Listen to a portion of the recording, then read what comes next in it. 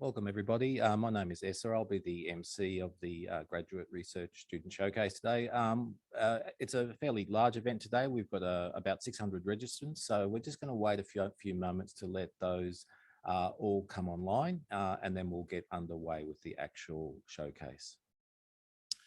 Now, today we're fortunate enough to have 600 of the 600 registrants. We've got people from industry, we've got academics, we've got students, we've got supporters. So we've got a whole range of different people. So I think today's event is really well suited to such a diverse array of people, in that our finalists today for both the 3-minute thesis and the Visualise Your Thesis contests, it's all about trying to explain complicated research matters to a broader audience. So I think the audience is that we've got today is well representative of what these two contests are about. So like I say, we'll just wait a few more moments just to allow those people to come on board online, and then we'll get underway.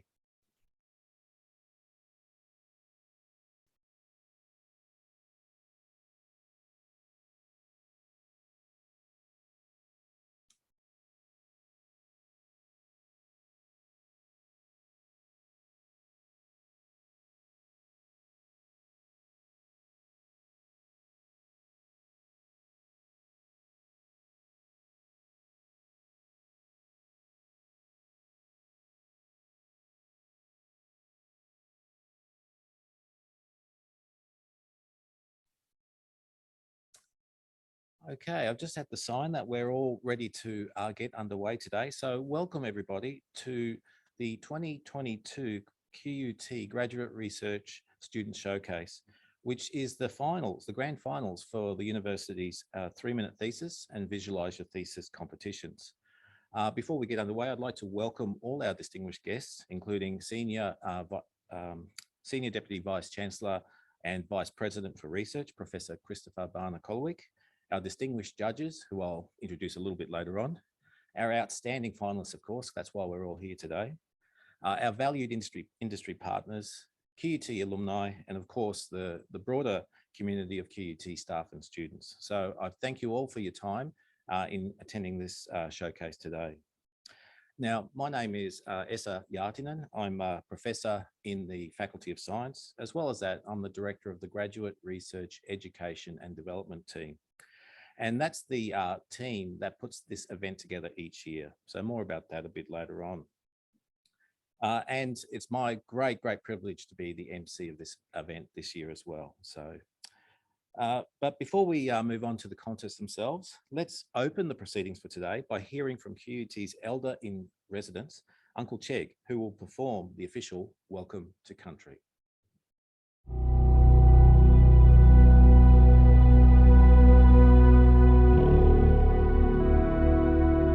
Balka be Balka, welcome in the language of the Yagara people. We acknowledge the Turrbal and Yagara peoples as the First Nation owners of the lands of where QUT now stands. For thousands of years, the Turrbal and Yagara people have gathered along the banks of Maiwa, the Brisbane River, to share their knowledge and stories. We pay our respects to their elders, laws, customs, and creation spirits. We recognize that these lands where QUT now stands have always been places of teaching, researching, and learning. We acknowledge the important role Aboriginal and Torres Strait Islander people play within our QUT community. From Moreton Bay, inland as far as the Great Dividing Range near Warwick and Toowoomba, as far north as the Caboolture River, including the lands around Brisbane City, Meanjin. Yura yura yinala, balka bi balka, nganguru maramakoro nganya birali, nganya bayam. Welcome to the traditional country of the Turrbal and Yagara people.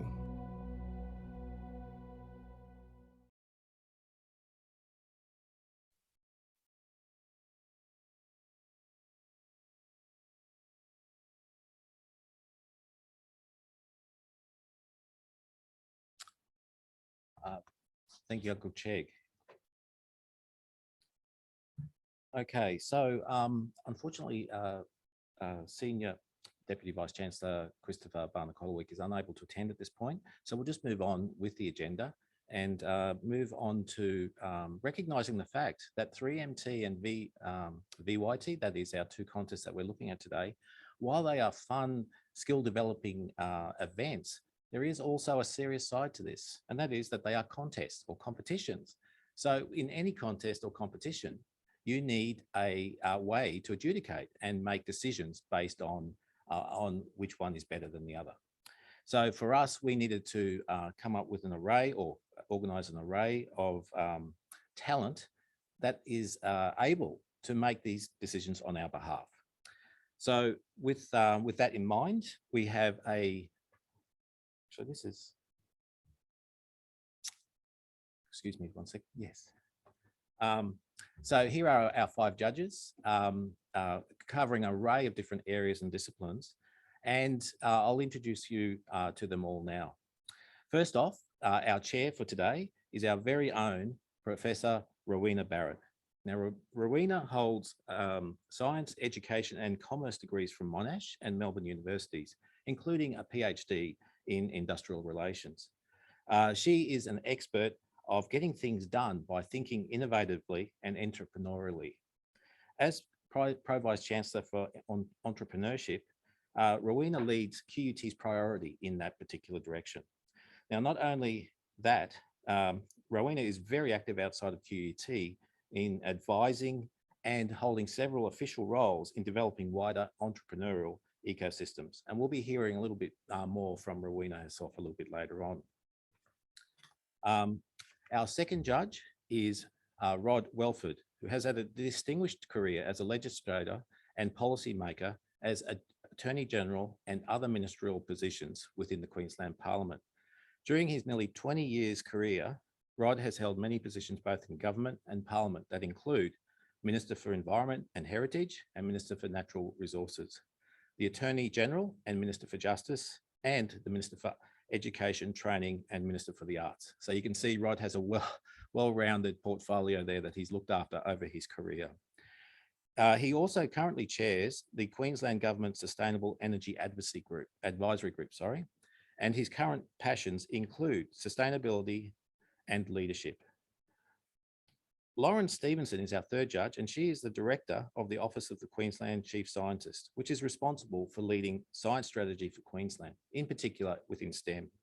Her achievements among them are revising the Engaging Queenslanders in Science Strategy. This includes its regional reach and linking to broader activities such as National Science Week and the Regional World Science Festival.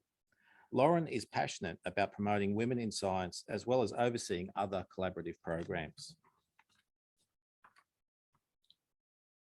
Okay, one second.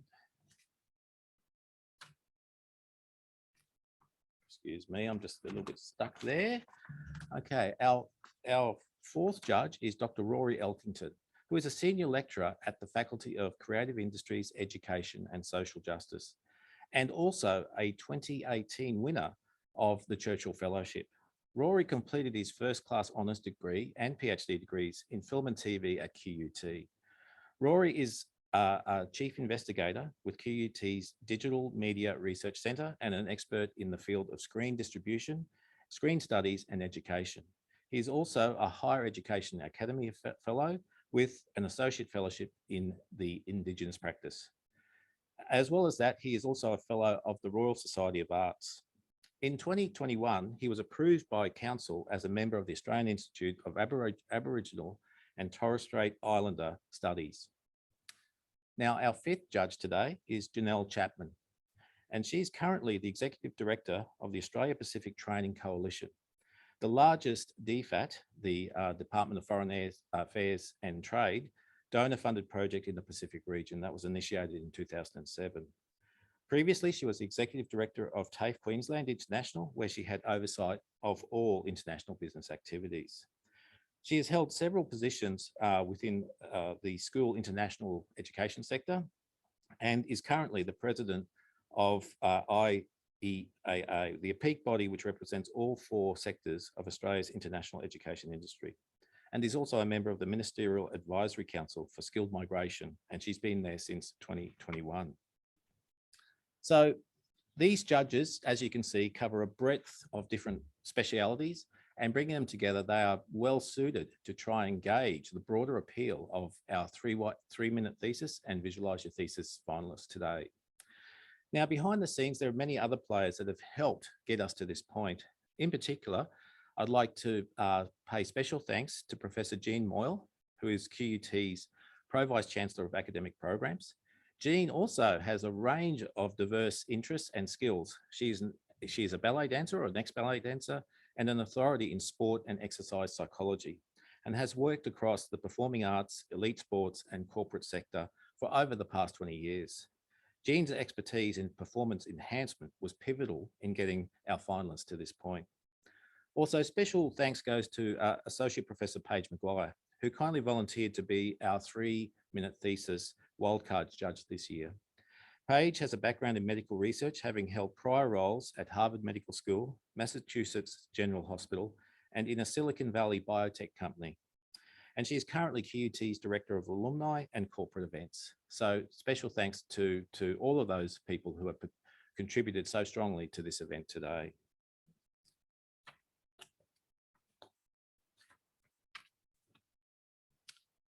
Okay, now let's move on to the first competition. And today that's the 3-minute thesis competition. It's a research communication competition where HDRs have 3 minutes, just 3 minutes to present a compelling account of their research and their thesis and its significance. 3MT challenges students to consolidate their ideas and research discoveries so that they can be presented concisely to a non-specialist audience. That in itself is a skill. Now, this concept was originally developed by the University of Queensland back in 2008, and it's really grown in popularity. And the enthusiasm for this concept has developed now to the point where there are contests held annually at over 600 universities worldwide and in institutes across 65 different countries.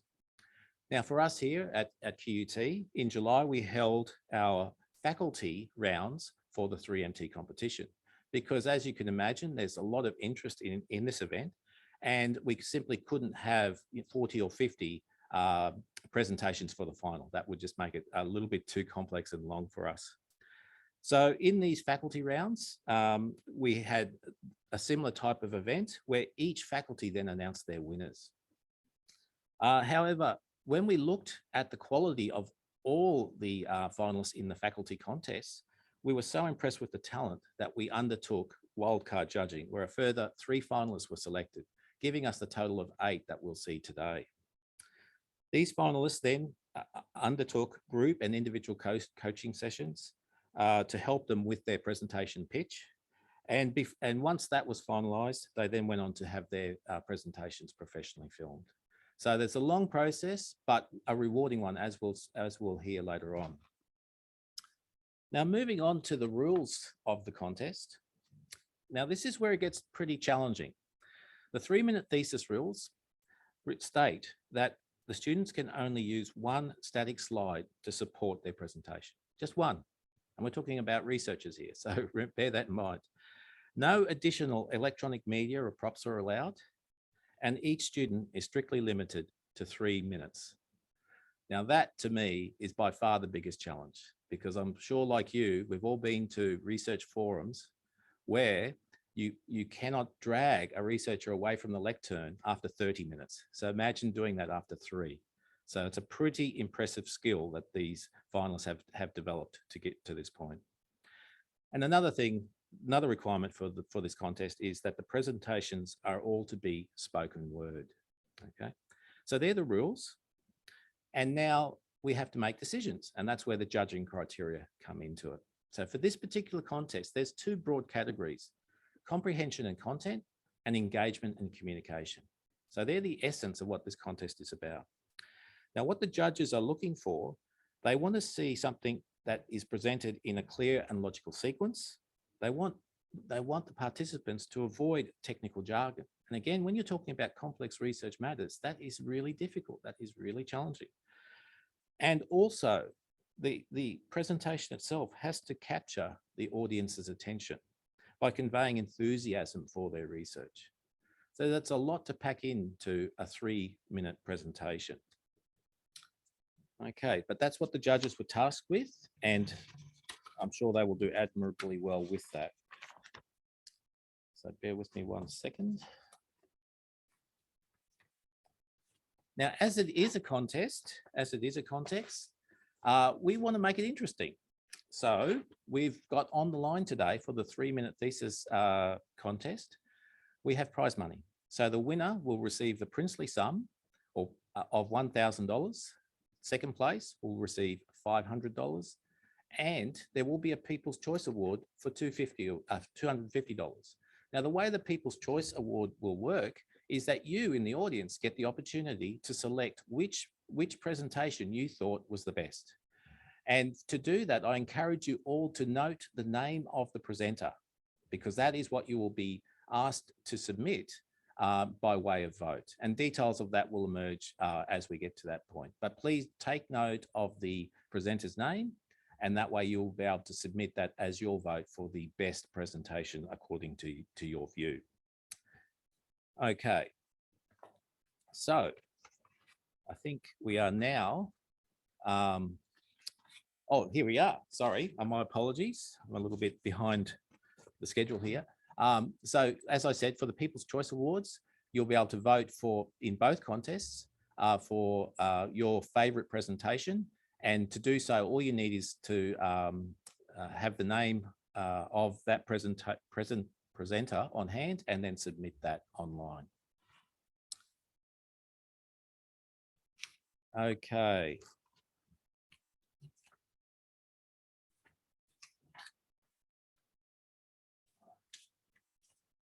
So without any further ado, I'm delighted to present the QUT 2022 3-minute thesis finalists. So we'll take it away. Thank you.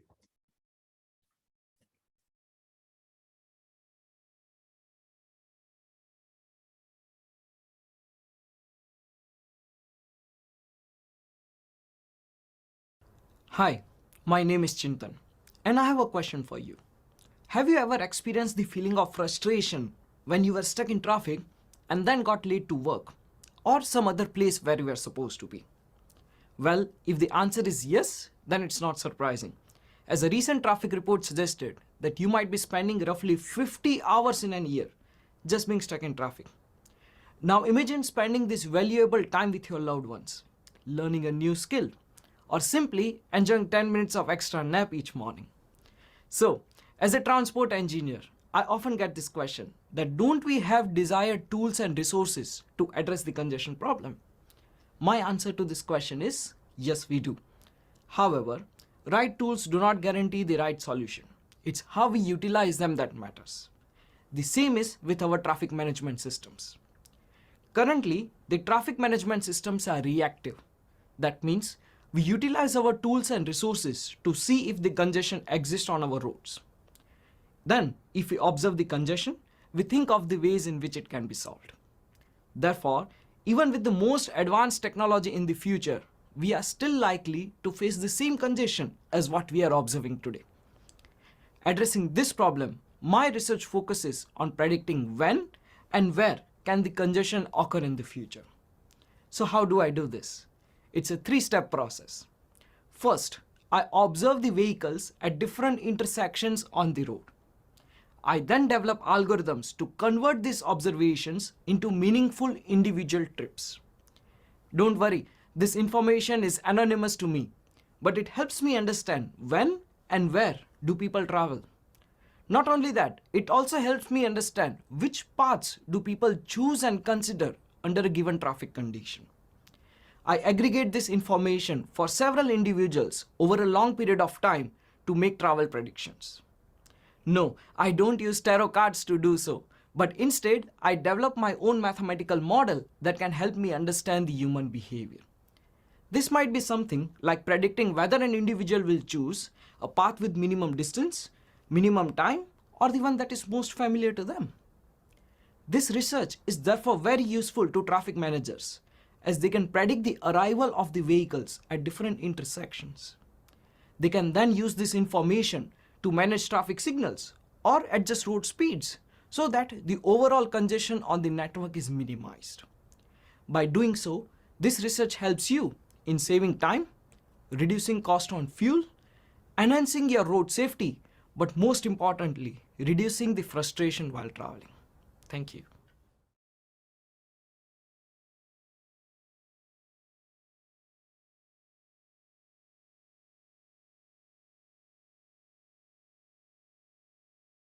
We all know someone who struggled at school. It might be our sibling, a friend, even our own child. Maybe they couldn't read. Maybe they wrote an entire analytical essay without knowing what the word analytical means. Maybe they got C's in every subject every year, no matter how hard they tried. It's possible that this child had difficulties using and understanding spoken language or directing and maintaining their attention. These difficulties are subtle, but they make school really hard work. Large-scale studies estimate that up to 4 students in every class of 30 will have difficulties severe enough for a diagnosis of developmental language disorder or attention deficit hyperactivity disorder, and some students experience both. We know that these students fall through the cracks. They're more likely to underachieve at school, less likely to enter tertiary education, and are overrepresented in mental health and justice system statistics. Because language and attention difficulties are easily missed, these students might come to believe they're just not as smart as their peers. But worse, their difficulties are often dismissed. What if you got in trouble every day for not listening or not trying? My research is testing whether simple but consistent everyday classroom practices, like giving clear instructions and explaining words like analytical, improves these students' understanding, engagement and achievement. From the 223 grade 10 students in my study, I identified 63 with language and attention difficulties, and they're shown here in orange and red. The students shown in orange make up about 1/3 of the group of 63. Their language and attention difficulties had been previously identified. More concerning are the students shown in red. They make up over 2/3 of that group of 63, and their difficulties had not been previously identified. They had been missed. I shared what I'm learning about these students with them and their families, and one girl told me, "That report you sent my mum, I read it, and it was really interesting how, you collated what I felt my entire life. How I can read stuff, but I don't understand what I read." Can you imagine going to school every day for 11 years, feeling frustrated, overwhelmed, knowing school was harder for you than it was for other kids, but not knowing why? Clearly, we don't always know which students experience language and attention difficulties, but these students don't want something different.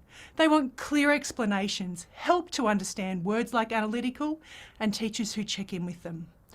My research is testing whether these practices, when used with the 63 students' teachers, can help them to access a genuine inclusive education, whether we know they experience difficulties or not.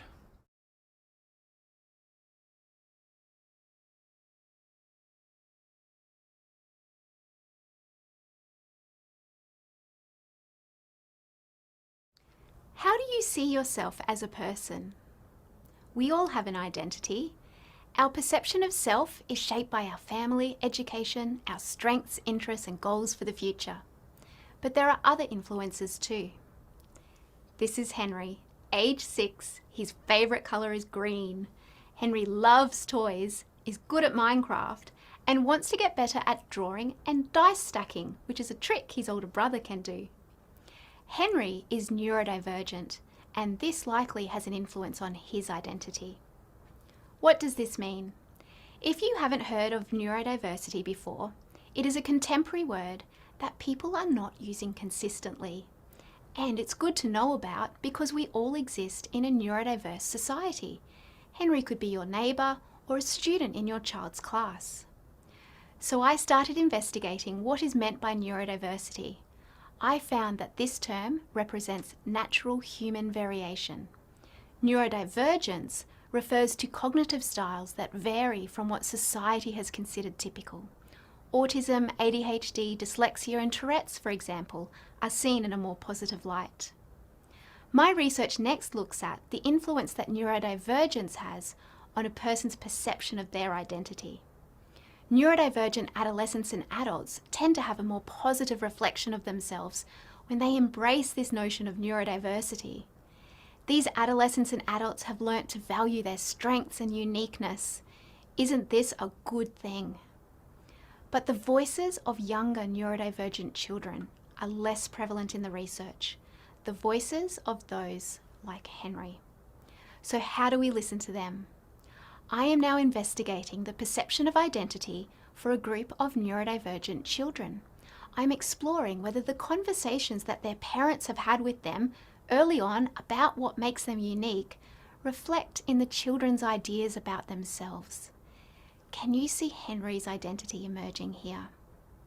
The children in my study will use more creative methods to represent their identity, such as drawings or photographs, rather than reliant solely on spoken words. There are 4 implications of my work. Greater clarity of the neurodiversity term in research. Guidelines for parents navigating those early conversations that they have with their children. For professionals, demonstration of methods for listening to neurodivergent children. And finally, when we listen to children's perceptions of their identity, when we celebrate what makes them unique and gain a better understanding of their goals, we enact children's opportunity and their human right to have influence over their own lives.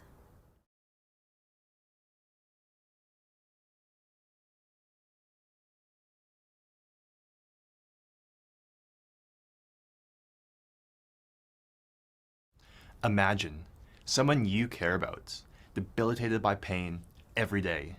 So much it affects their sleep, their mental health, their relationships with you and others. Now, imagine this has been their life for years on end. This is reality for tens of thousands of patients on Australian public elective surgery waiting lists. Waiting lists for elective surgery are longer than ever. Since March 2020, the percentage of patients waiting over a year for surgery has almost tripled. Chances are you know someone affected by this.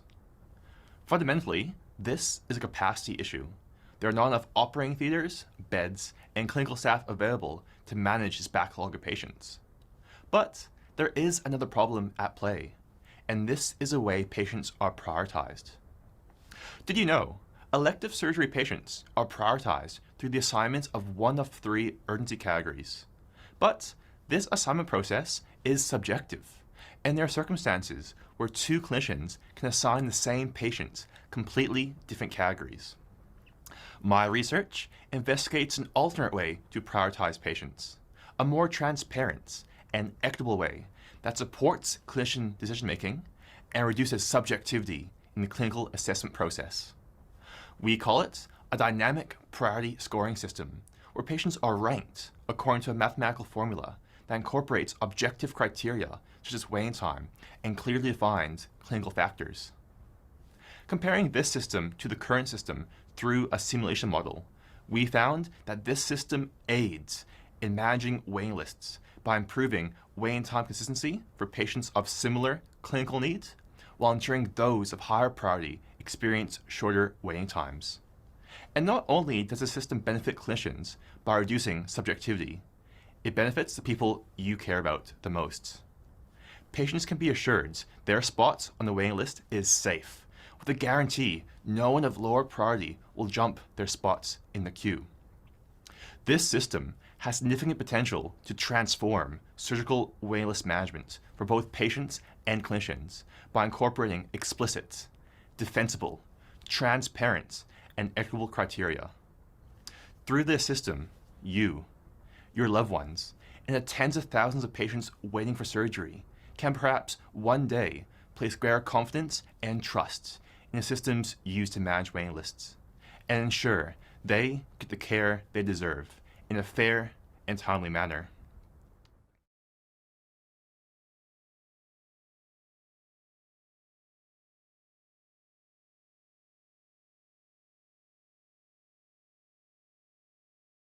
Let us step into the shoes of a primary school teacher for a moment 24, 25, 26. Where's 27? I had 27. Ah, that's right, he's home with COVID. Right, year 3, we've survived the bus ride and here we are at the theatre. Shh, you'll find out what it is in a minute. Now, one straight line as we go in. Do any of you need to go to the toilet? All of you. Great. Where are the toilets? Oh, hello, you're from the theatre company. I spoke to you on the phone when I made the booking. We can go in. Year 3, here are your seats. I want you to sit still and not make a sound. An hour later. Oh, the play was good, wasn't it? All right, everyone back on the bus. We're late for NAPLAN practice. Research shows that when a primary school student steps beyond the school gate into the authentic world of live theatre, it can be a life-changing experience. It can enhance their drama education, build empathy, expand their imaginations, and transform their understanding of themselves and their place in the world. All essential attributes as students navigate today's ever-changing society. But primary school teachers worldwide often lack the confidence to teach drama, seeing it as a box to tick or better left to the experts to teach. But drama education is part of our Australian curriculum, and it is well documented that a drama education provides our students with the unique opportunity to enter other worlds, other times, and others' stories.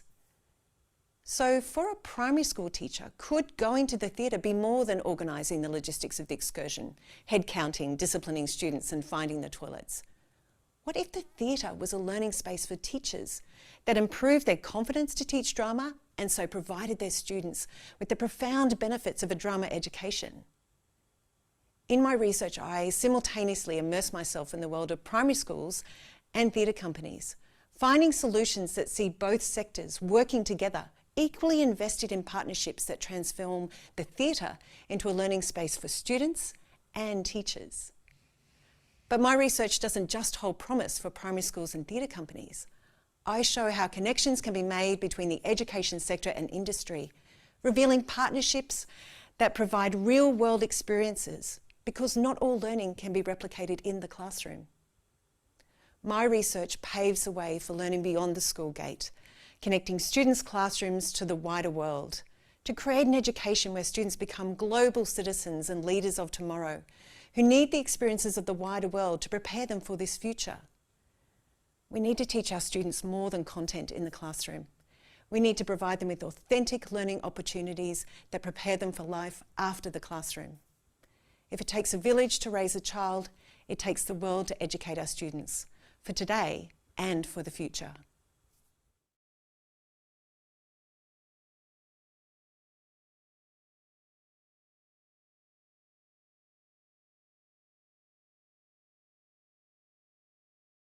As individuals in a community, we all play an important role in making society function. Some of us make buses run to schedule. Some of us give entertaining 3-minute thesis presentations. And some of us build houses for others to live in. What would happen though if an entire group of people, say firefighters, just disappeared overnight? What would happen to our community? Probably chaos. Now let me tell you about another community. The gut microbiome is the collection of microorganisms that inhabit the gut.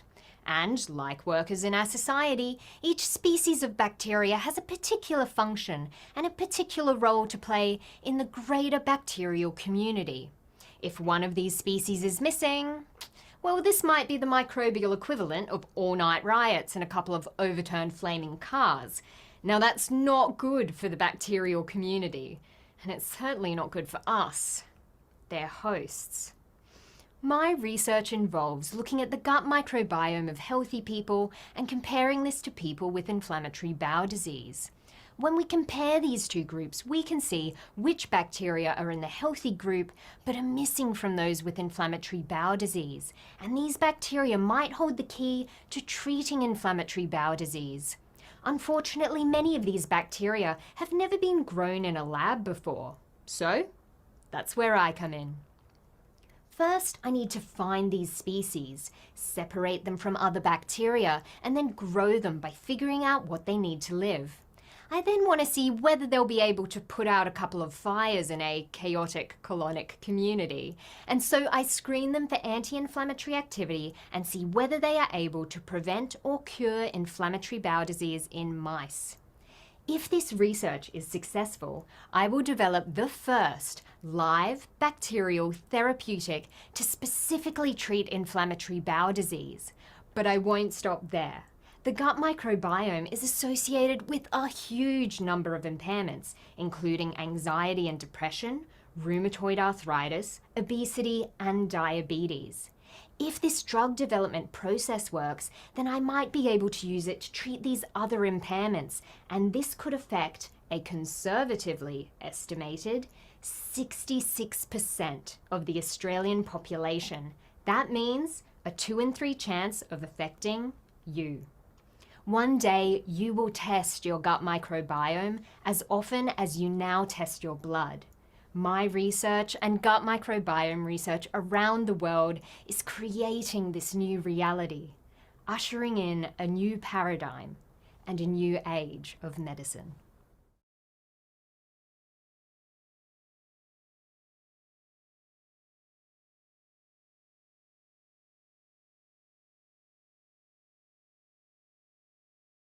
Pretend you're a doctor.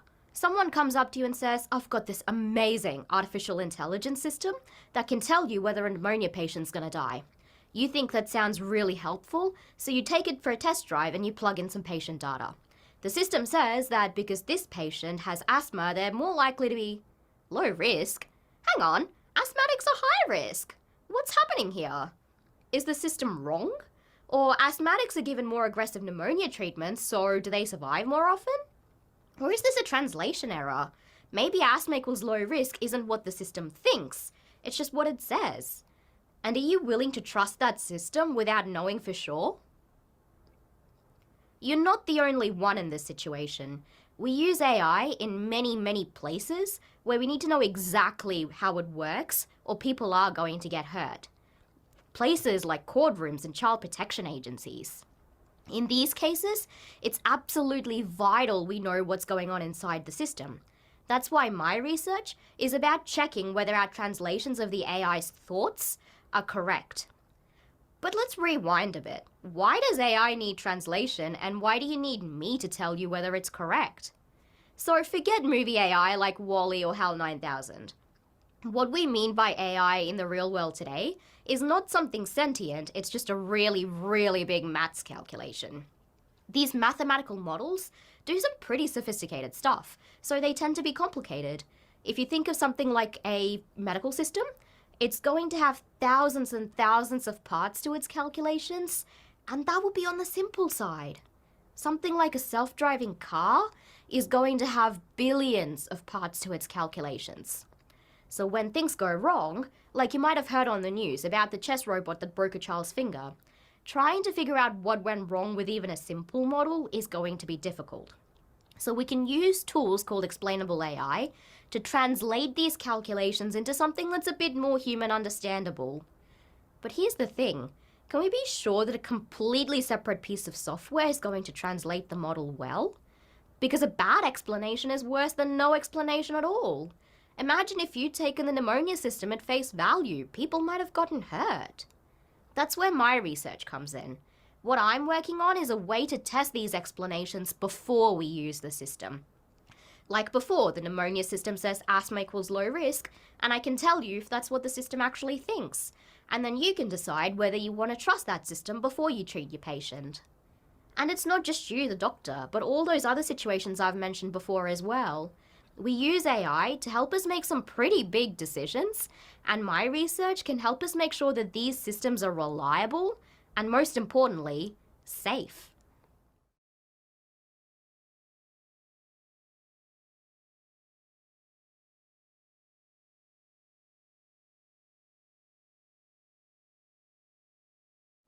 Would you agree with me if I say that life should be black or white? With COVID still looming around and people's priorities shifting, this idea of a black and white life seems both discouraging and limiting. This is where travel steps in. It creates opportunities for learning, well-being, and existential realizations, adding color to our lives as and when we need it. This idea that travel facilitates self-growth and self-change is known as transformative travel and is identified as a key trend today. One such classic story of transformation is narrated in the memoir Eat, Pray, Love, in which a heartbroken woman breaks away from her black and white life to find meaning and fulfillment in her journeys across the world. Even with this popularity, the word transformations is accused of being mere marketing jargon. To understand this problem and to see how transformative travel can be better portrayed in marketing materials, we brought in the traveler's voice to identify how they interpret this phenomenon. My research findings show that to capture the true essence of transformative travel, destination marketers must highlight personally meaningful travel stories in which they bring the destination and the traveler's values and priorities in life together. For travelers from Australia, this can be done by highlighting cultural stories because for these travelers, the meaning of transformative travel revolves around cultural learning. This interpretation is largely because for these travelers, the value of wisdom is important in guiding their decisions, because for them it's important to challenge their worldviews. If you think back yourself, you may remember how a gap year abroad would have helped you break stereotypes, or how a cultural immersion experience would have helped you gain new insights into how to appreciate life. So what does this mean to travelers like you and I? It means that within the context of transformative travel, destination marketers will not only highlight what destinations have on offer for us, but they will also show how those offers connect back to our lives, values, and priorities. This also makes sure that we make more informed and personally relevant choices when it comes to our destination choices, and it also brings us one step closer to crafting our own version of a colorful, transformative travel story.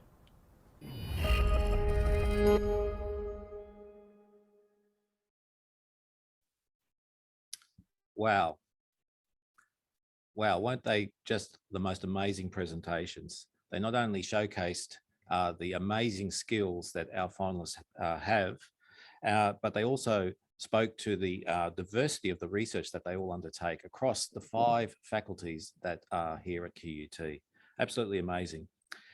Okay, now I'm glad I'm not a judge because I would find that very, very difficult. But the same is not true of you out in the audience. You all now have the opportunity to make a vote.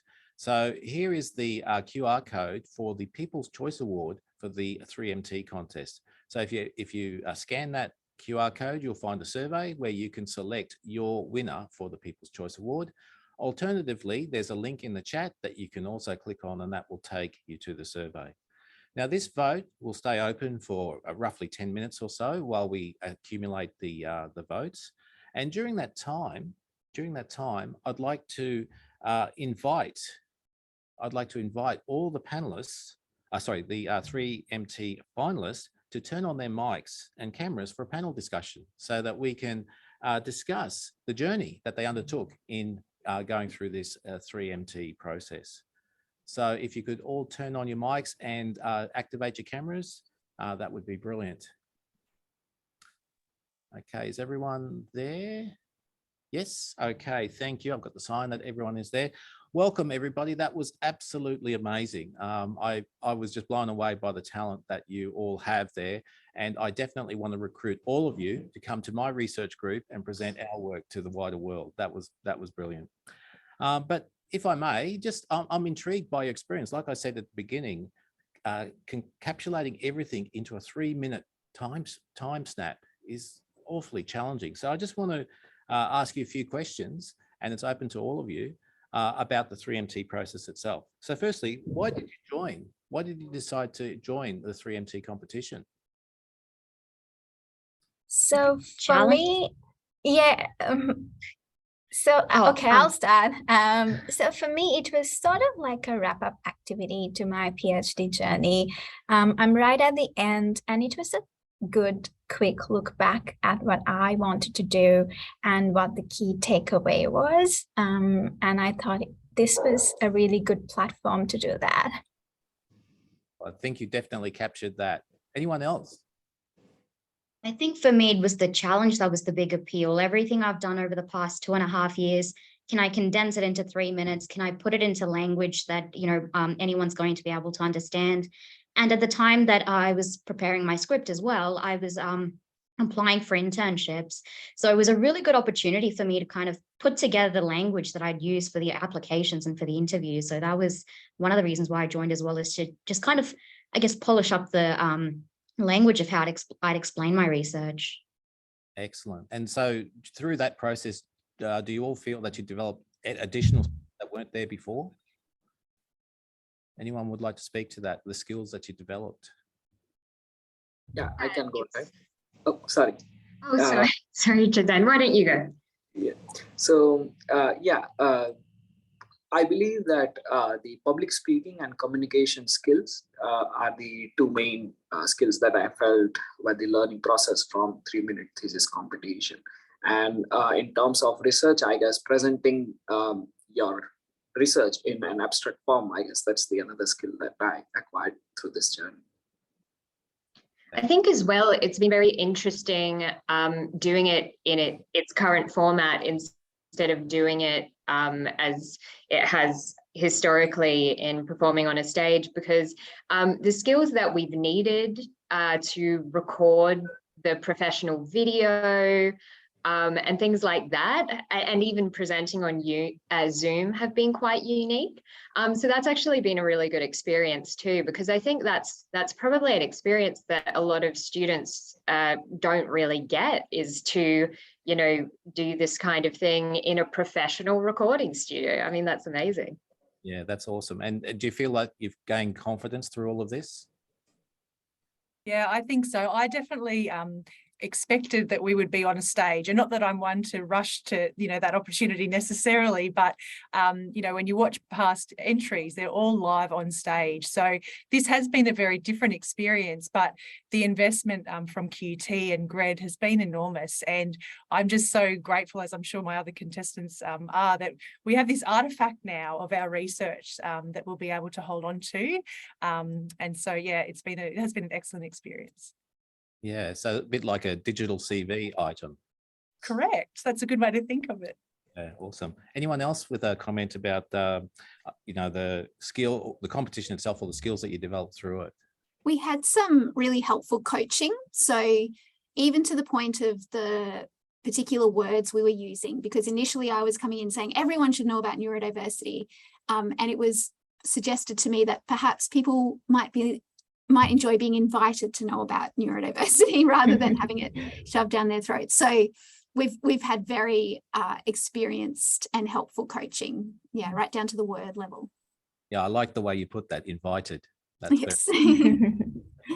Been very nice as well. I think we have had kind of group coaching sessions together, and as well some of us did group coaching sessions before even, I think, the initial faculty competitions. And so, I mean, Jack and I are going back months now, because we were in the same kind of group coaching session right at the start. And so it's been really nice as well to get to know everyone, because you kind of feel like you're in this little cohort. And it's actually been really nice getting to know each other and seeing as well how everyone's 3-minute theses have developed. Because I mean, it's really, I think the nice thing about seeing how far you yourself have come, but also sometimes you don't recognize in yourself, how far you've come, and in viewing what other people are doing as well, and giving feedback, and then kind of seeing the same presentations a number of times, you can see overall how far everyone has come through this process, and then recognize that in yourself as well. It definitely sounds like it wasn't a lonely process, that you had a cohort feel to it. So that's excellent. And I'm glad that everyone's sharing and helping each other, because I think a cohort can help each other immensely when you, rather than being by yourself. So that sounds excellent. Yes, I definitely agree with that as well. Like for me, I would definitely recommend the experience to any research students, because it's a really good opportunity to allow you to practice getting your research down into a 3-minute pitch. Because if you read your thesis, it would take like 9+ hours. So it's a really good opportunity to really condense it and really get the most important parts out of it as well. Yeah, I know what you mean, Jack. I've just read one of my students' thesis, and it took me about 20 hours. So that's a big commitment. So 3 minutes is much shorter than that. Any comments from you, Tilani? So I feel like in the whole process, all the help that we had, even amongst the group, people have been really generous in giving comments. So it was a competition, but still people were really generous in offering their comments and true feedback. So I appreciate that as well. That's awesome. Can I just add as well?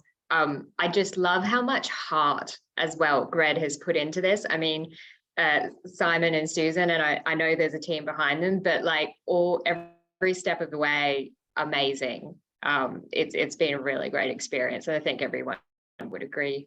I don't know with that, but I assume so. I just wanted to throw in, I suppose, your original question of why enter the competition, if that's okay, if I can backtrack a bit. And at the time, I was doing a grad course on careers and career potential, and I remember the teacher of the course provided us some extra reading, and it was a PhD student and her account of her life at QUT. And she said she threw herself into everything, even though she might have done well at everything. She threw herself into everything, and that included the 3MT and the exposure that the 3MT gave her research. And for me, that is incredibly important with my research. And for me, it's drama in education and its connections to theatre companies. And for me, that was my impetus to enter 3MT, to put my research out there on another platform and let people know about the importance of my research. So for anyone considering about entering the competition, it certainly does build your confidence and enlightens you to all this amazing research that you don't always find out about at QUT, but it is also an excellent platform for you to put your research out there and let more people know about your research, because I'm 3rd year in, so I won't be published for another year or so. And meantime, people know about my work now, and that's really important as I continue my work. That's great advice. Any other advice that anyone would like to give to HDRs who are contemplating the 3MT contest? I know for Hayley and I, we were really lucky because we're members of the Centre for Inclusive Education at QUT. So we had this lovely support network at the very beginning, even before the faculty round, to have a go at it. We were timed, but we weren't cut off at 3 minutes. So my advice is to find support even in your smaller groups at QUT and from other colleagues, just to have a go at it without the pressure of being timed. Because that's why I decided to have a go at the faculty round. This was not planned. I think it came as a surprise even to my supervisors. But I just thought we'll just have a go in the nice, fun, supportive environment first. So yeah, there doesn't have to be high pressure, especially early on. That's awesome. I absolutely agree. It's been such a wonderful environment. Like right from the start, developing my script, everyone was on board, my supervisors, my fellow students here. And the very first practice session I attended with other competitors and contestants, it was amazing. Everyone's been so generous and just so helpful. I definitely recommend it, both for helping yourself, helping other people, and meeting other people. So, okay, yeah, that's great. Okay, we're just about to close. Any final remark anyone would like to make before we close this session? To add that just to the last question, that I think in science, particularly science communication, is very important. And if you're doing a science subject, you don't necessarily get that many experiences to do something like this. So it's a really great experience. You can do it every year. You can get better year on year. There's nothing stopping you from giving it a go, and it'll be a great experience. Yeah, awesome. You can hone those skills, I guess. Okay, well, look, thank you all. I really appreciate your time and your insight. I think it's something I wish I had the opportunity to do back in the day, 20 odd years ago, but it was fantastic to see all your presentations. They were truly, truly first rate. So good luck to you all, and we will see some of you back when we announce the winners. So if you could all turn your mics off and close off your screens. The poll is now closed, and we will now, while we tally those votes and let the judging happen in the backgrounds, we'll move on to our Visualise Your Thesis competition. Okay, so Visualise Your Thesis competition is similar in that you've got a short pitch to make to outline your research discoveries in a digital format. Now, this competition was created by the University of Melbourne back in 2015, and it challenges researchers to present their projects in a 60-second eye-catching audio-visual digital display. Okay, they must use a pre-supplied template, and the entrants are tasked with developing a striking e-poster presentation. So again, we're really moving into the modern world when we're talking about digital types of communication here. Now, this presentation must succinctly describe the research and its impact and benefits to a non-specialist audience, much like the 3MT, in that it has to be done so that lay people can understand what's going on. Now, this competition allows graduate researchers an opportunity to develop digital literacy skills, ensure they are workplace ready, because these sorts of skills are directly applicable out in employment. And they will create a visual elevator pitch, which develops those important employment skills to the point where they can convey their message succinctly to everybody. Now, like the 3MT, the Visualise Your Thesis contest had heats prior to this grand final. So the faculty competitions were held in July, where the faculty finalists were chosen, and we'll see the 6 finalists today, very, very shortly. Now, after the faculty competitions, the finalists went through a series of feedback sessions and to reach this final point where they are here today. Now, as a contest, of course, there is a prize allocated to this. And today, the winner of the QUT VYT contest is awarded $750. The runner-up receives $250. And like for the 3MT, we have a People's Choice Award. So after we see the presentations, we will allow a short period of time for the audience to vote for their particular choice in terms of best presentation. Now, the winner of the QUT Visualise Your Thesis contest will then move on to the Visualise Your Thesis International competition, where the winner will receive $5,000, second place will receive $2,000, and third prize will receive $1,000. Now, in 2020, we were fortunate enough at QUT to have our winner, Kelly Wilson-Stewart, who won the QUT Visualise Your Thesis contest, go on to take out the Visualise Your Thesis International competition. So that was a great success for Kelly and for QUT, and we'd love to see another one go all the way today to reach the international, to win the international prize. Okay, so with that being said, it's now time to look at this year's Visualise Your Thesis finalist presentations.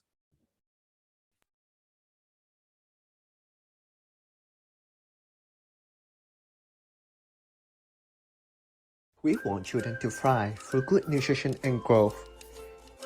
This is hard when over 4 million Australians worry about putting food on the table. We know it's not only what's on the plate, but also it could affect how parents feed their kids at mealtimes, such as encouraging a variety of food, creating a mealtime routine, recognizing and responding to hunger cues. Studies in these areas focus on mums. Little is known about dads. My research aims to survey and interview dads to understand factors that affect feeding, like living conditions, work situations, money pressures, and ability to access quality food. I will work with dads to co-design tailored strategies and resources to support dads in feeding their kids in tough times. So children can eat well and thrive.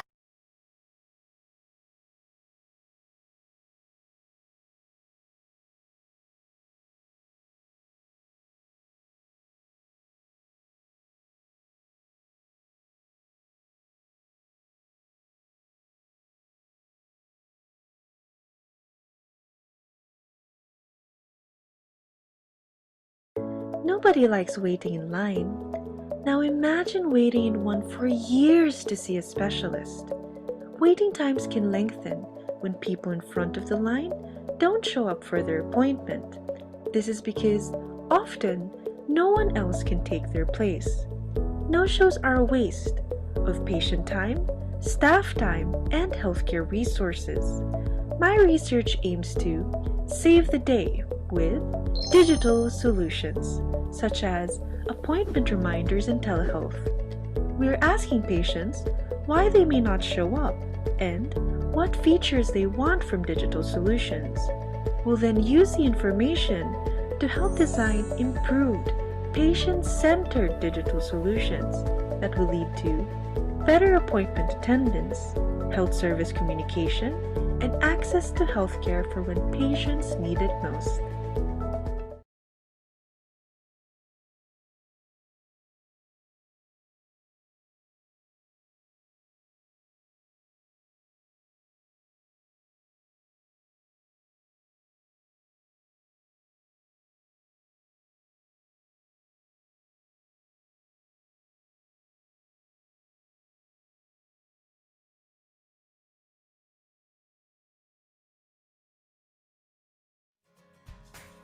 Mealtime mess. Fuss with food. Table tantrums.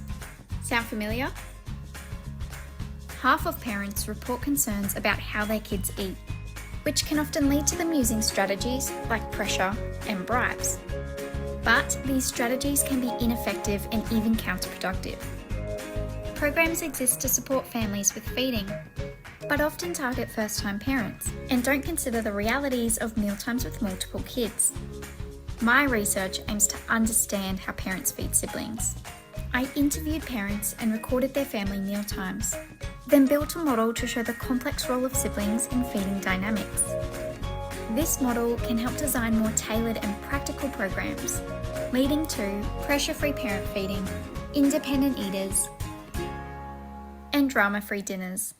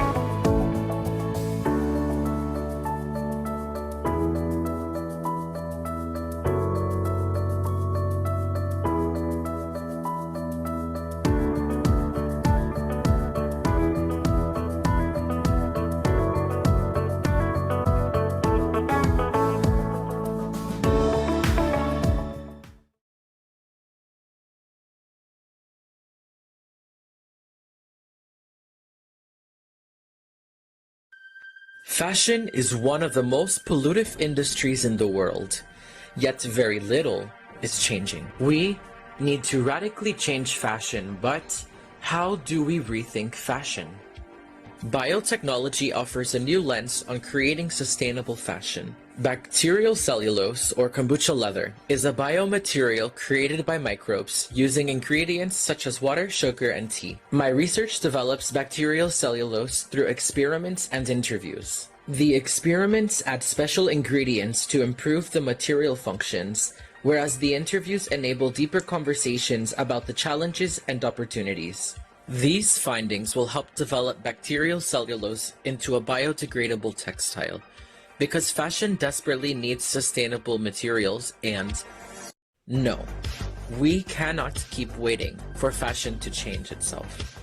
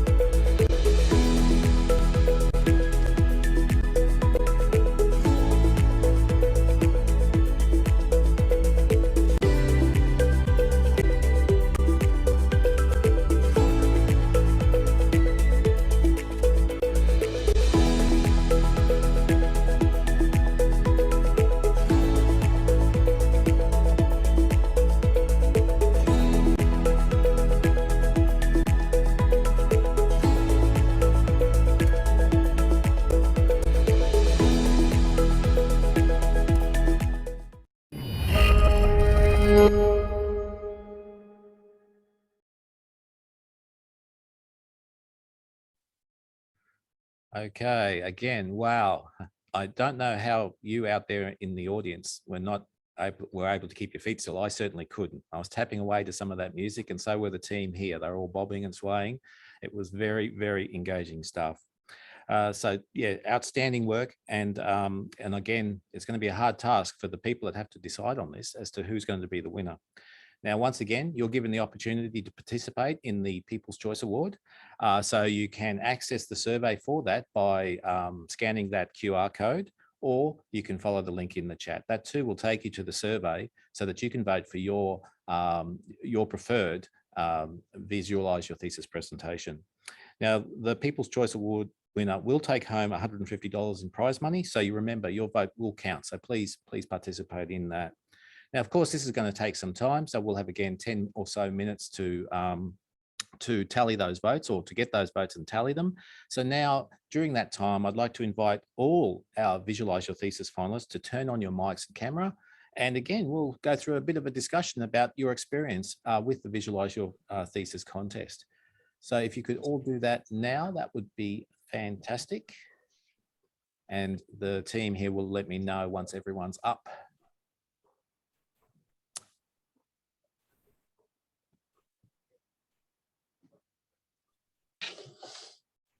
Okay, we're almost there. I think we've got all 6.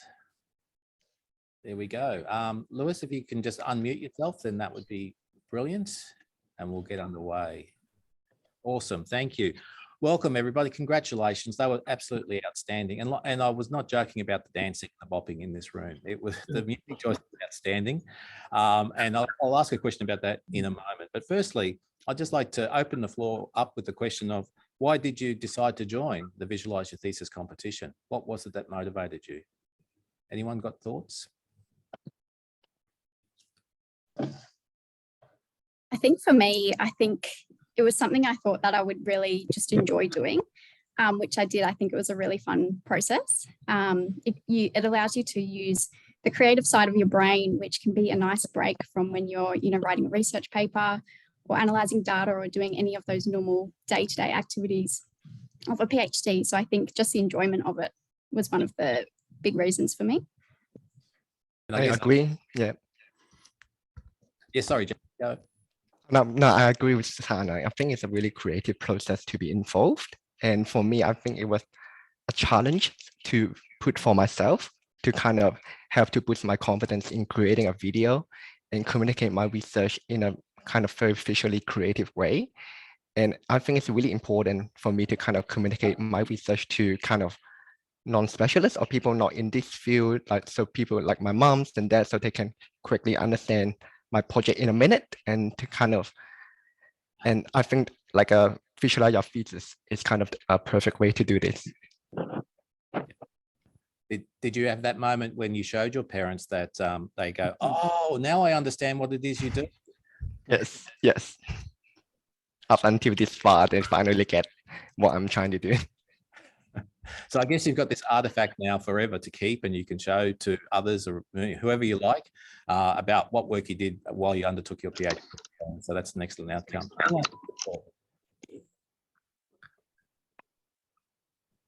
For me, I was at a point where I'm now in the middle of my PhD, so thinking about what I've done and where I need to go for the next part. And this was a great way of synthesizing, like bringing together what is my project about? Why am I here grounding myself to finish the second half, so to speak? So I enjoyed it in that sense. And creating a different type of communicative tool that can be used for a long time, as you said. Because even when we graduate, the PhD project won't really change. It's still the same. So it'll be a good video to share in case anyone asks about your project. Yeah, awesome. Any other views there? Right, and also one thing that I, experienced through this VYT is that all kinds of creative material deserves to be appreciated. It's not only research papers that deserves the respect, because a lot of hard work goes into copyright-free material, including the background music, the kind of pictures that we use to visualize our thesis. I think the process made me appreciate these images more. Yeah, awesome. So I guess that leads me to my next question, which is what sort of skills did the competition help you develop? And I'm just wondering if anyone out there, any of you, have already made videos of this kind before, or was video production, was this your first time? So I think if I speak for myself, it was the first experience for me. And I never knew that PowerPoint has the capability of designing such fancy presentation. So I always thought that we need some nice visualization or video tools. But yeah, that I think I know the PowerPoint much better than what I used to know before this competition. Well, that's something new for me. I didn't realize that you could do that with PowerPoint. Wow, that is amazing. Yeah, awesome. I had a very similar experience as well as Chintan, where I didn't realize prior to entering the competition that PowerPoint had so many animation features I could use. I really struggled in the beginning when I was trying to make my video, but I found that I actually really enjoy it and will probably take a lot of those skills in the future when I make other presentations. I also think the value of the VYT is I'm planning to use it whenever I do another presentation in the future as my background, so that I'm not spending so much time trying to explain my research in the beginning. So, yeah, it's been really valuable in terms of just learning new skills. Yeah. Did you get much support, much help to fine tune your presentations, or were you working alone pretty much on them? I think for my first submission before the QUT finals, I had quite a bit of feedback.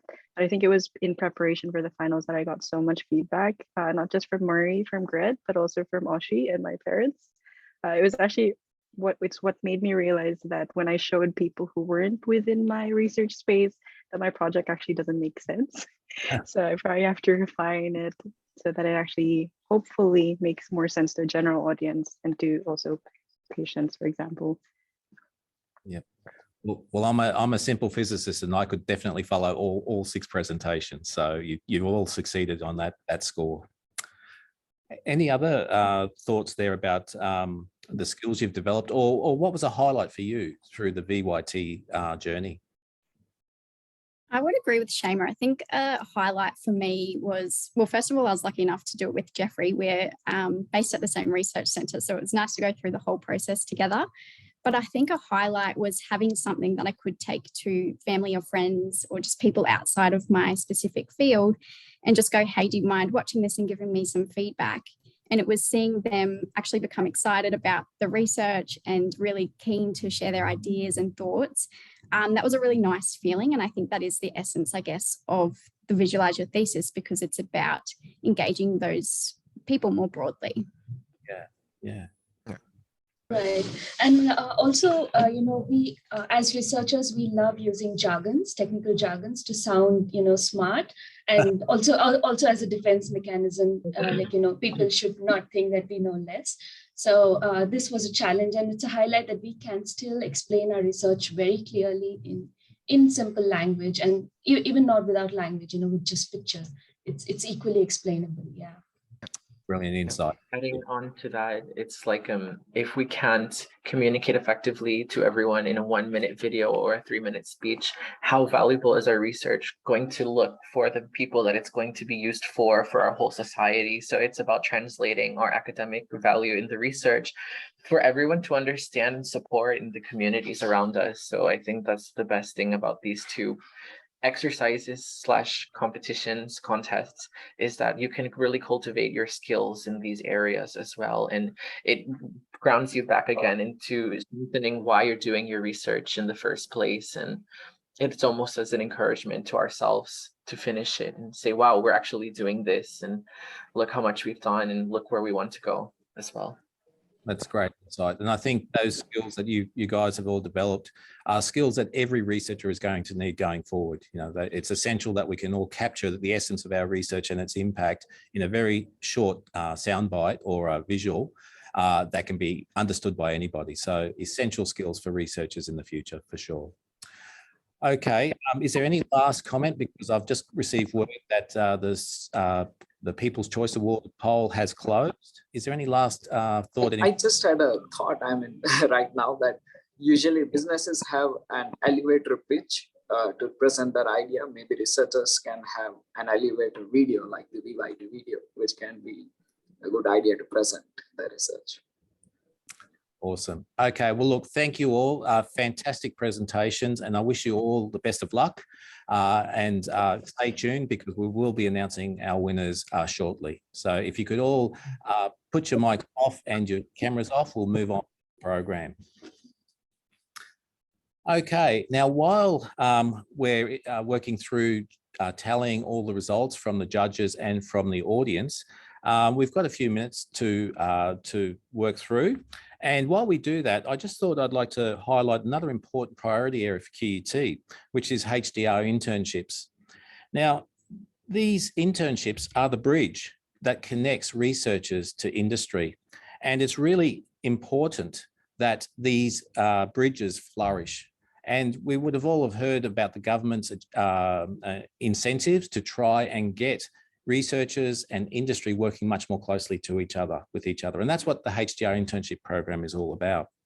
Now, in this program at QUT, students will undertake a 3 to 6 month project with industry partners. And I use the word industry, which is really a broad church, in that it's not a manufacturing plant, it's not out in industrial estates and the like.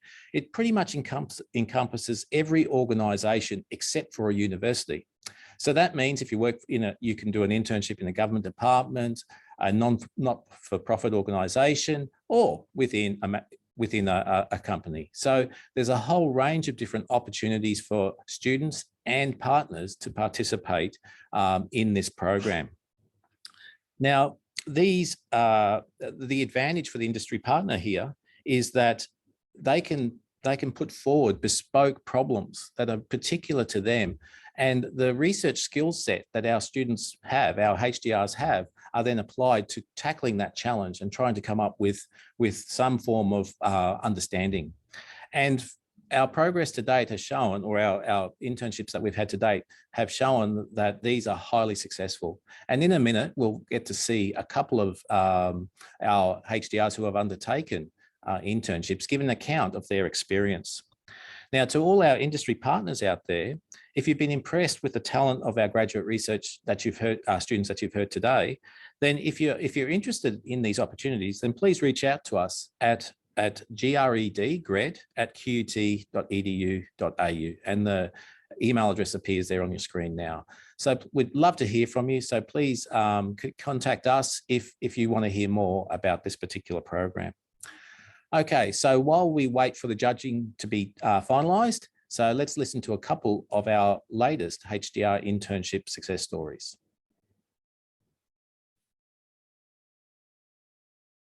My name is Jorge, and my research is about the interaction of automated vehicles with drivers and passengers.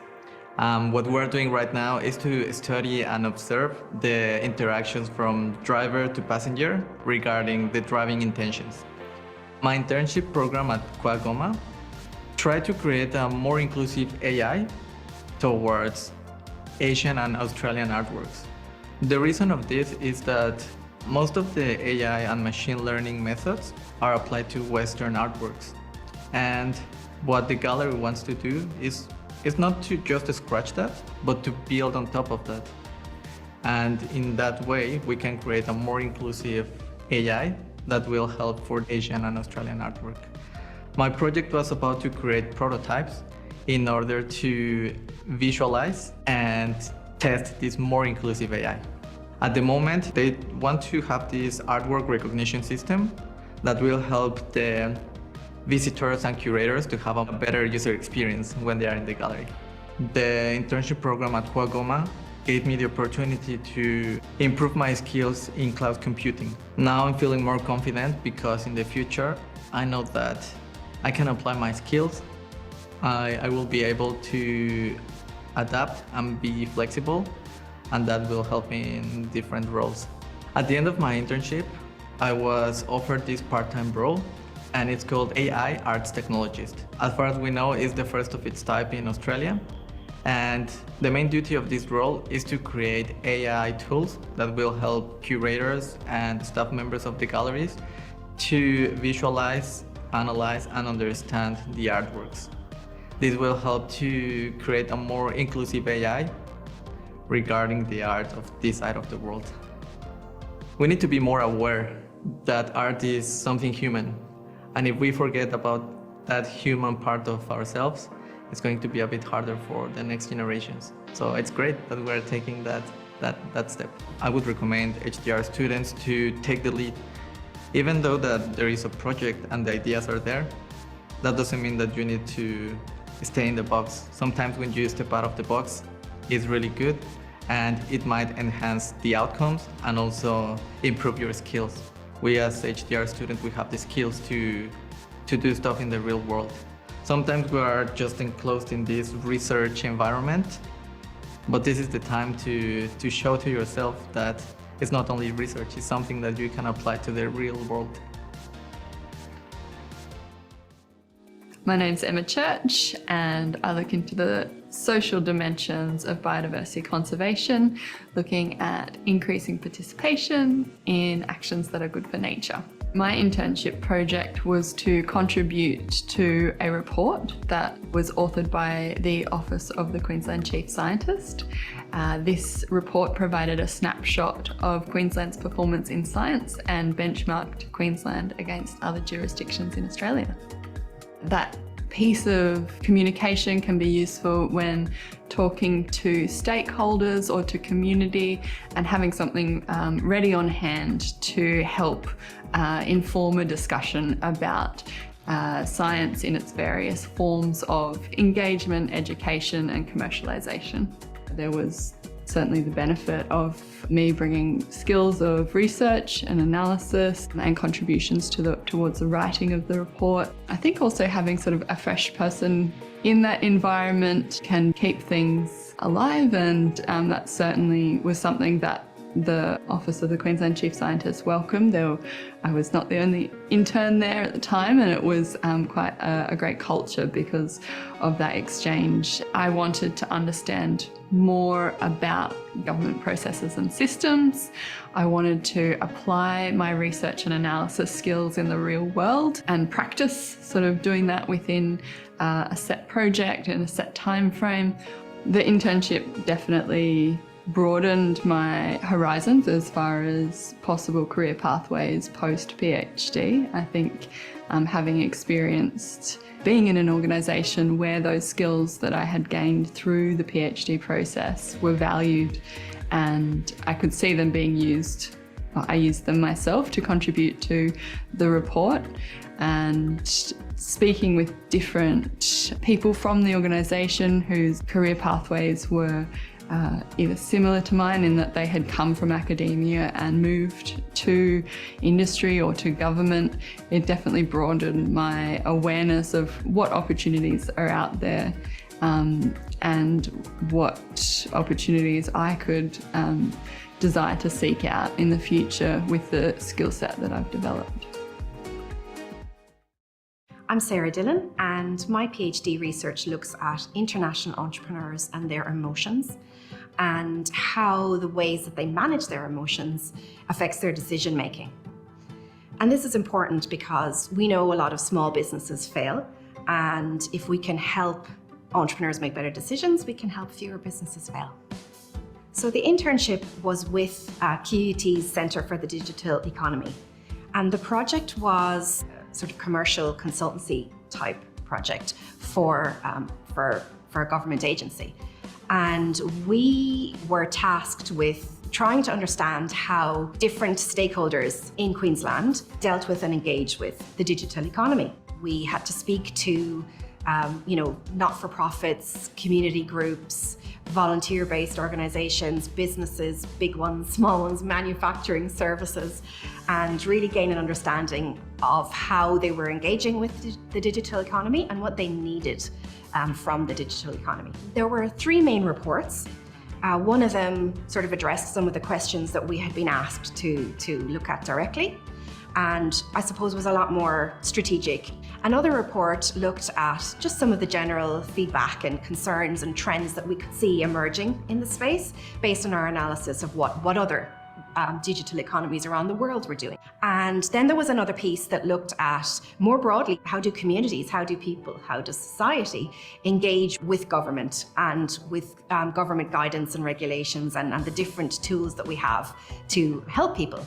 Part of what we really were tasked with was running these workshops that were co-designed with the government partner. In that way, part of our role really was to help the partner gain that taste themselves directly from these different stakeholder groups, so that our reports weren't just PDFs. We'd really helped the partner understand what was going on as a whole.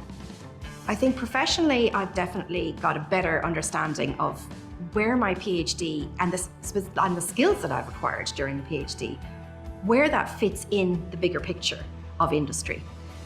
But also more broadly, how research can inform business, how research can inform society, how research can really make a difference and move some of the levers and make change in the ways that we often want to see. Here I was, on the one hand, you're in sell yourself mode, when you do an interview. And then on the other hand, you're like, well, now I've got to do what I've just, said I can do. And matching up your behaviors and what you're delivering with what you've said you can, it can be a little bit intimidating.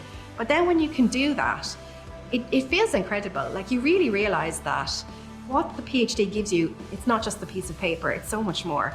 And I think in that way, personally, it's helped me become the professional I wanted to become and the human I wanted to become by doing the PhD. And I don't think I would have seen that quite as tangibly if I hadn't done the internship. Having been through the whole internship process, I can wholeheartedly recommend other PhD students give this a go. Initially, I wasn't sure about doing an internship because I come to my PhD with a number of years of industry experience already. It sort of unlocked understanding that allowed me to make more of my PhD somehow. I would definitely recommend PhD students get in there and, have a look and make an internship for yourself happen.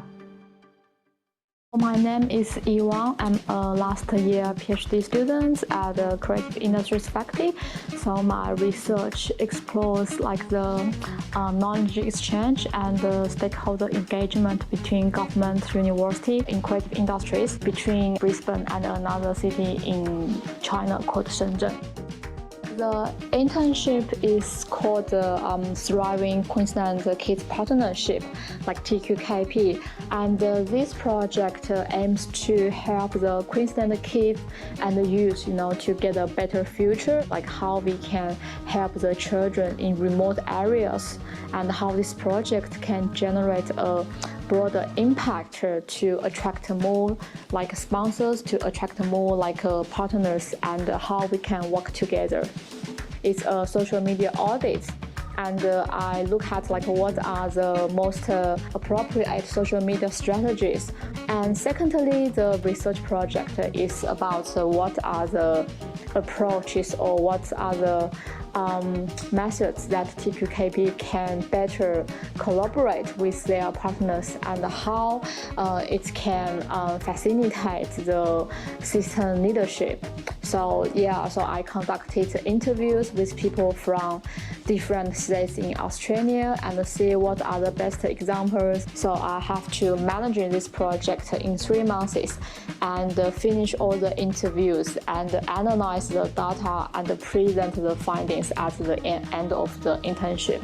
From the internship, I think the skills I gained, firstly, is the communication skills, because in this project team and also the project management, because with limited time, I need to manage the different milestones and make sure I can finish every goal by the deadline.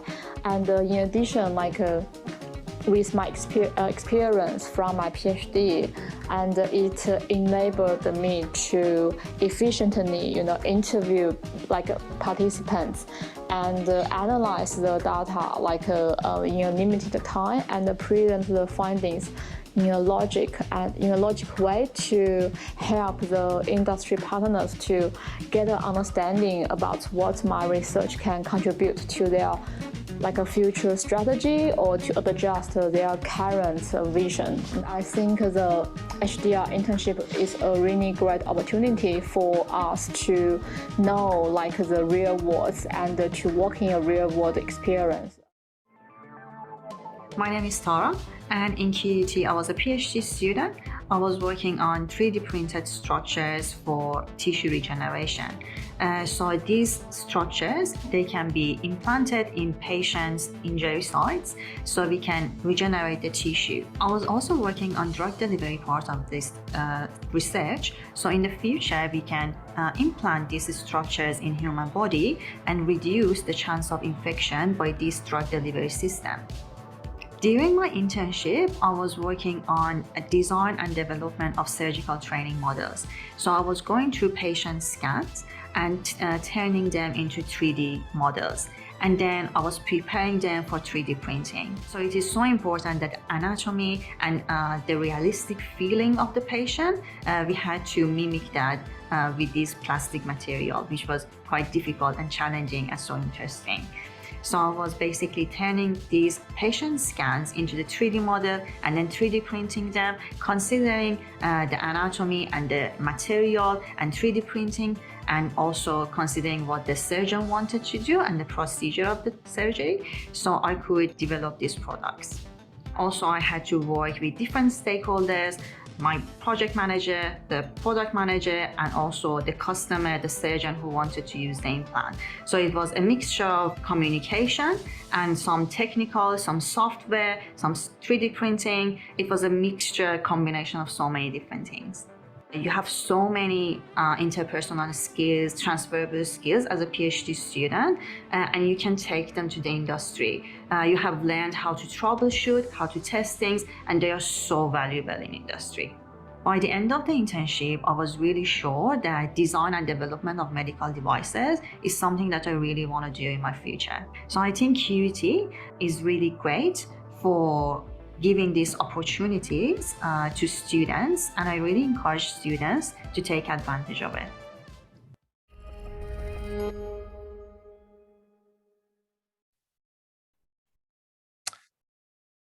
Okay, what an amazing snapshot of the diversity of internship projects that are possible here at QUT.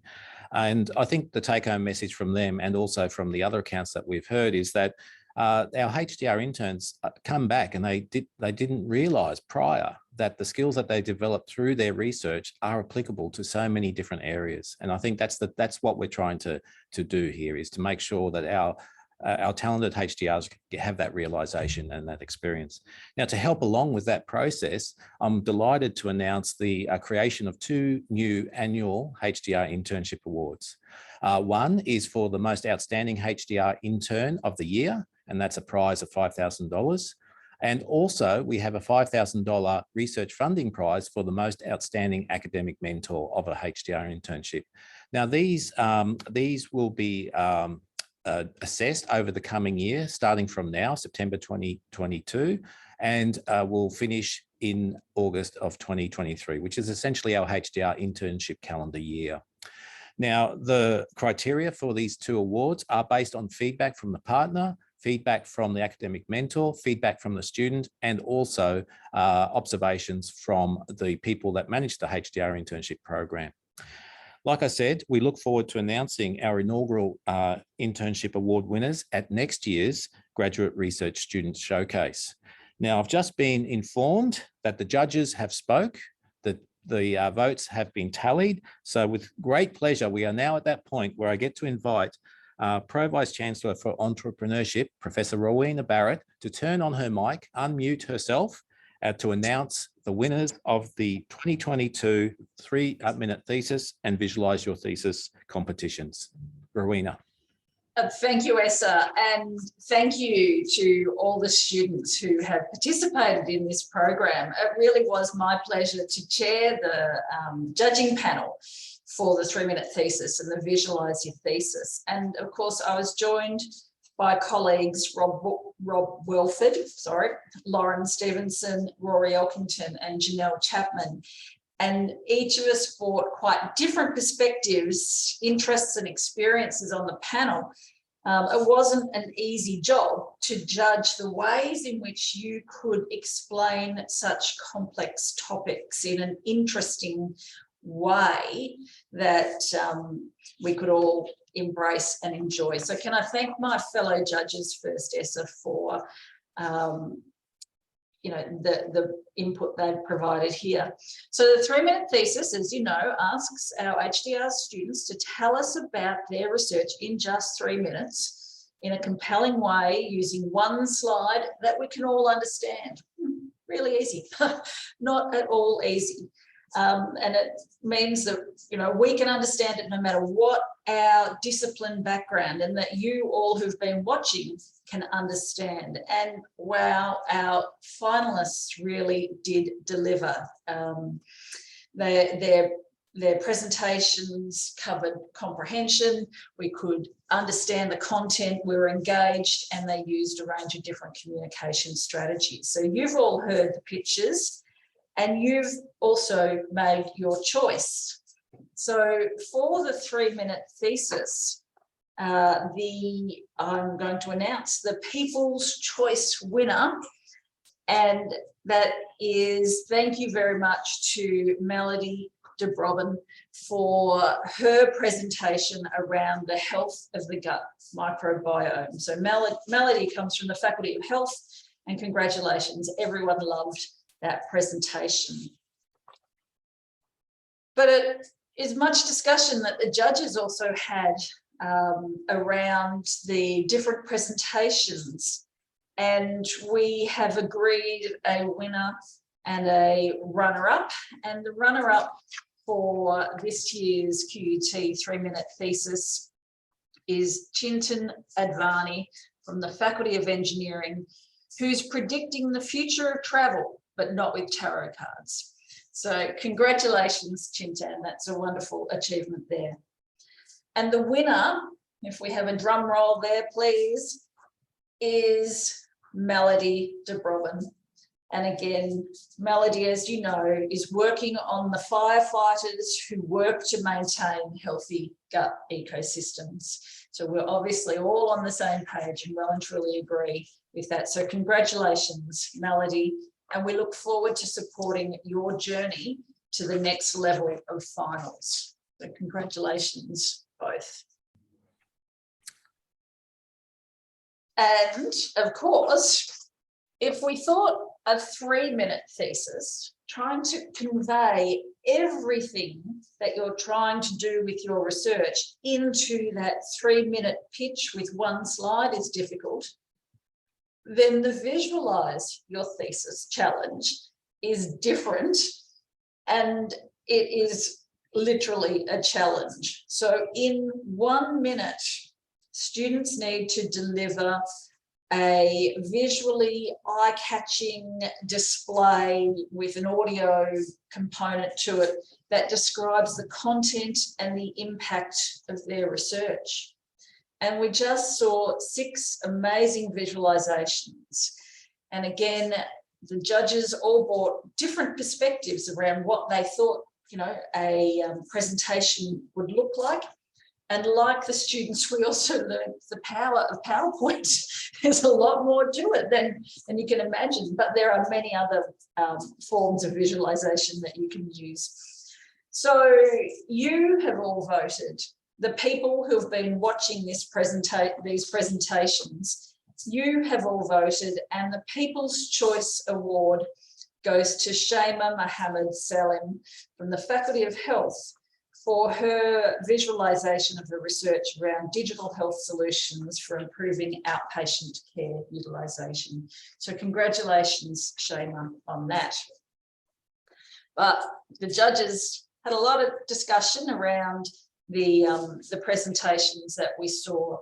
And so for the runner-up, can you please join me in congratulating Lewis Quijano from the Faculty of Creative Industries, Education and Social Justice. And Lewis, we were really pleased to see the work he's doing and the way he could visualise the challenge of fashion waste, and by using new forms of fabric made out of bacterial cellulose. So congratulations for your work there, Lewis. And to the winner of the QUT Visualise Your Thesis, we have decided that it will go to Susanna Eyre, who is from the Faculty of Health, and she's developing positive ways to help parents feed kids. And I'm all for a drama-free dinner time. So congratulations to Susanna. And again, we're looking forward to supporting your journey to the next level of the finals. And before I finish, can I just thank the GRED team, in particular Essa, Susan and Ski, and the coaches who've worked with all the students. This is these are interesting ways to present a thesis. You know, in my day, you know, way back when, you wrote your 100,000 words and that was it. But as the students have clearly articulated to us today, they've learned so much around how to condense and convey the most important pieces of their studies in ways that capture attention. So when you find yourself in the lift, what's the highest lift at QUT? I think it goes 10 or 11 floors. They'll be able to pitch their thesis to you and you will walk away and understand exactly what they're talking about. So thank you all, and thank you very much to the GRED team. Thank you, Rowena, for the kind words and also for your astute insight there into that process. It must have been hard. I'm glad I wasn't sitting in that panel, but thank you to yourself and to all your fellow judges for that hard work. So thank you, Rowena. Okay, now it's with great pleasure that we get to congratulate all our 5 winners today. And I invite all 5 winners to turn on their mic and also their video so that we can share in this celebration with you.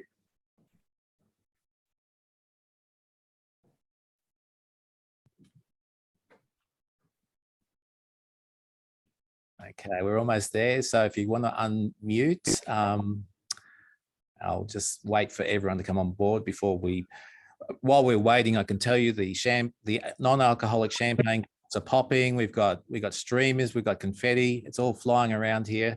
Luckily, it's all away from me, but I hope it's the same where you're all sitting at the moment. Okay, congratulations all. Does anyone want to share how they're feeling at the moment? A bit overwhelmed.